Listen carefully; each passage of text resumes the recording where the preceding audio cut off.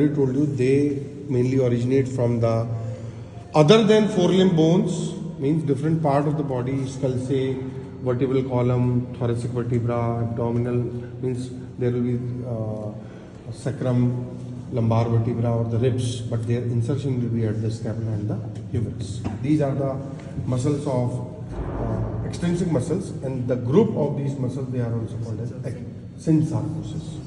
And these are the 7 muscles, and they are the latissimus dorsi, rhomboideus, serratus ventralis, pectoral, brachiocephalicus, omotransversarium, and trapezius. Okay, so these are the 7 muscles. So extrinsic muscles. So whatever, when the other teacher is telling you about the muscle of the neck, he will tell you. Thorax, he will tell you. Latissimus dorsi, abdomen, he will tell you. These are the intrinsic muscles, means the origin and the insertion of these muscles is from the bone of forelimb bones. Originated from the scapula, going up to the humerus, humerus origin, anywhere. But the bones involved in the intrinsic muscle is forelimb bones. ऐसे नहीं कि it is originating from the scapula and going up to the, नहीं होगा, ठीक है? So the region which is formed by the scapula is the shoulder region. The region which is formed by the humerus is the arm region.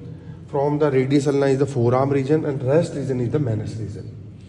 So 7 muscles are present at the shoulder region. 4 are located on the lateral aspect. ये lateral है, and this is the right forelimb. Okay, this is the right forelimb. So this is the shoulder region. So lateral aspect of the scapula is divided into 2 unequal halves by a scapular spine, and the terminal portion of the scapular spine is the acromion process. Here you will get, you can palpate easily, no problem. So the upper one is smaller is the supraspinatus fossa, and lower one larger is the infraspinatus fossa, and here you will get the scapular spine. Okay. So the supraspinatus fossa is mainly accommodate the supraspinatus muscle. This supraspinatus muscle hai, and this is the infraspinatus muscle. Okay, larger one is the infraspinatus muscle, and the ratio in between these fossa is 1:3. Okay, then these are the upper part of the infraspinatus, supraspinatus. The lower part of the supra and infraspinatus muscle is covered by a V-shaped muscle. Okay, this is the V-shaped muscle. Okay, this is the V-shaped muscle, mainly consists of 2 different origins. So you can see here 1 flap, 2nd flap. Okay, so I told you that this is the scapular spine, and here you will get the acromion process. So the deltoideus consists of 2 heads, 2 different origin heads. So one is the acromial head, that is originating from the acromion process, and you can see this is the cranial border, this is the dorsal border, this is the caudal border. So lower part of the caudal border of the scapula give origin to the scapular head of the deltoideus muscle. So these 2 flap is of deltoideus muscle, and this is the V-shaped muscle, mainly covering the lower part of supraspinatus and the infraspinatus muscle. Okay. When you will remove the infraspinatus muscle, जब इसको पूरा हटा दोगे, so just lower part of the infraspinatus fossa, there are some rough lines you will get. From that rough line, there is origin of one small muscle, that is the teres minor.